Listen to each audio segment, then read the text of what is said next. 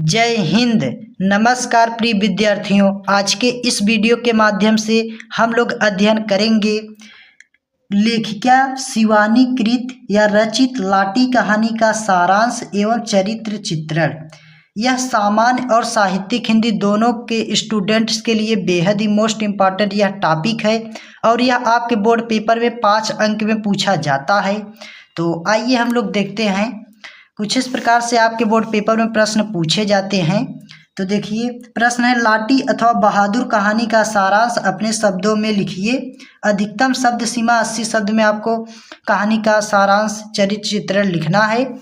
तो अब आइए हम लोग देखते हैं हेडिंग। आपको हेडिंग कुछ इस प्रकार से डालना है, लाटी कहानी का सारांश एवं चरित्र चित्रण। इस प्रकार से हेडिंग डालने के बाद आपको लिखना है, सबसे पहला हेडिंग आपको लेखिका डाल देना है और लेखिका हेडिंग डालने के बाद उसमें लिखना है प्रसिद्ध उपन्यासकार कथा लेखिका श्रीमती शिवानी, कथा अर्थात कहानी, लेखिका श्रीमती शिवानी द्वारा कृत या रचित लाटी एक घटना प्रधान कहानी है। यानी कोई भी घटना हो जाए उसको रचित कर देना, लिख देना, उसी को घटना प्रधान कहानी कहा जाता है। तो घटना प्रधान कहानी है जिसमें कप्तान जोशी बीमार पत्नी बानो से अत्यधिक प्रेम करते हैं। टीबी की मरीज होने, टीबी अर्थात वहीं क्षय रोग, राजयक्ष्मा जिसे कहा जाता है, टीबी की मरीज होने के कारण उनकी पत्नी जिंदगी से निराश हो जाती हैं तो वह नदी में कूदकर आत्महत्या करने का प्रयास करती हैं। वह बानो बाद में लाटी बनकर मिलती हैं परंतु बोल नहीं पाती हैं। इस प्रकार से आपको लेखिका हेडिंग डालने के बाद उसमें लिख देना है। अब आपको दूसरा हेडिंग डालना है। देखिए, जो लाटी कहानी का सारांश है इसमें आपको हेडिंग डालना है अत्यधिक मोहक और भोली भाली। लाटी अर्थात बानो अत्यंत मोहक व्यक्तित्व की भोली भाली 16 वर्षीय किशोरी है। 16 वर्षीय किशोरी का अर्थ है जो 10 से 19 के बीच की अवधि अर्थात समय होता है उसे किशोरावस्था बोला जाता है। किशोरी है, गोल गोरा सुंदर चेहरा, बड़ी बड़ी शांत आंखें उसके भोलेपन को बताती है। यह उसके भोलेपन का प्रमाण है अर्थात सबूत है कि अपने विवाह के 2 दिन बाद भी अपने पति कप्तान जोशी को बड़ी मुश्किल से अपना नाम बता पाती है। इस प्रकार से आपको हेडिंग डाल के अत्यंत मोहक और भोली भाली हेडिंग डालने के बाद उसमें लिख देना है। अब देखिए, जो दूसरा हेडिंग है, देखिए यहाँ दूसरा हेडिंग है जिद्दी और चिड़चिड़ी। इस प्रकार से आपको हेडिंग डालने के बाद उसमें लिखना है बानो यद्यपि स्वभाव से, देखिए यहाँ बानो है, बानो यद्यपि स्वभाव से हंसमुख और प्रसन्नचित युवती है। यानी जो हंसता है और प्रसन्नचित हमेशा रहता है किंतु असाध्य अर्थात असाध्य क्षय रोग, यानी वही जो टीबी है, क्षय रोग ने उसे चिड़चिड़ी और जिद्दी बना दिया है। शिवानी ने उसके इस स्वभाव का वर्णन अर्थात वही लेखिका जो शिवानी है, शिवानी ने उसके इस स्वभाव का वर्णन इस प्रकार किया है। नित्य निकट आती है मौत ने बानों को चिड़चिड़ा बना दिया, पर जैसे इकलौते जिद्दी दुर्बल बालक की हर जिद को स्नेहमयी माता हंस खेलकर झेल लेती है, वैसे ही कप्तान हठीली बानों की हर जिद पूरी करता। कभी वह खिली चांदनी में बाहर जाने को मचलती। इस प्रकार से आपको लिखने के बाद अब आपको अगला हेडिंग डालना है, तीसरा हेडिंग अत्यंत भावुक। इस प्रकार से हेडिंग डालने के बाद उसमें लिखना है बानो अत्यंत भावुक स्वभाव की शर्मीली किशोरी है।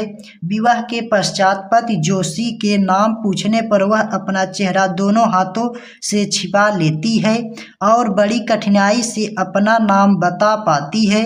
जब पति जोशी अर्थात जो कैप्टन कप्तान है उससे कहते हैं कि तुम्हारा बानो नाम तो मुसलमानी है, इस पर उसकी आंखें छलछला आती है। सब यही कहते हैं, देखिए इसके आगे, सब यही कहते हैं मैं क्या करूं, बानो की आंखें छलक उठी। अब आपको अगला हेडिंग डालना है। आपको अगले हेडिंग में लिखना है, हेडिंग नंबर 4 है परिश्रम और सहिष्णु। परिश्रम अर्थात मेहनती और सहिष्णु अर्थात जिसके भीतर सहने की क्षमता हो। अब आइए इस प्रकार से हेडिंग डालने के बाद आपको लिखना है परिश्रमशीलता और सहिष्णुता स्त्री का गहना है और लाटी इससे सुशोभित है। वह साथ साथ ननदों के ताने चुपचाप सुनती है, भतीजे के कपड़े धोती है, ससुर के होज बुनती है और 5-5 सेर उड़द की बड़ियां तोड़ने के बाद भी सास के व्यंग बाढ़ सहती है, किंतु मुख से कुछ नहीं कहती है। वह मन ही मन घूरती रहती है। वह 2 साल बाद वापस आए अपने पति से भी उनके विषय में कुछ नहीं कहती है, वरन सब कुछ आंखों से ही कह देती है। इस प्रकार से आपको परिश्रम और सहिष्णु हेडिंग डाल के उसमें लिखना है। अब आइए हम लोग देखते हैं अगला हेडिंग। तो देखिए जो अगला हेडिंग है हेडिंग नंबर 5 है, इसमें आपको लिखना है हेडिंग डालना है पतिव्रता। इस प्रकार से हेडिंग डालने के बाद इसमें आपको लिखना है बानो पतिव्रता स्त्री है अर्थात पति ही हो व्रत जिसका इस बानो पतिव्रता स्त्री है। वह जब अपनी मृत्यु को सन्निकट अर्थात नजदीक जो मृत्यु हो आ जाए सन्निकट देखती है तो वह चुपचाप पति के जीवन से चले जाने का निर्णय कर लेती है, जिससे उसे दुख न पहुँचे। अपने पति को दुख से मुक्त प्रदान करने के लिए वह रात्रि अर्थात रात में किराए के कमरे से चुपचाप निकलती नदी में छलांग लगा लेती है। इस प्रकार बानो अर्थात लाटी का चरित्र अत्यंत भावपूर्ण और आकर्षण है। इस प्रकार से आपको पतिव्रता हेडिंग डाल के उसमें लिख देना है। तो सो फ्रेंड्स, ये रहें लाटी कहानी का सारांश एवं चरित्र चित्रण। अगर आप इस प्रकार से हेडिंग बाय हेडिंग आप डाल कर लिखते हैं तो आपको एग्जामिनर जो है जांचने वाला वह पूरा अंक आपको देगा। तो अगर आपको यह वीडियो अच्छी लगी हो तो प्लीज़ लाइक करना, चैनल को सब्सक्राइब करना। मिलता हूँ नेक्स्ट वीडियो लेके, तब तक के लिए जय हिंद, वंदे मातरम।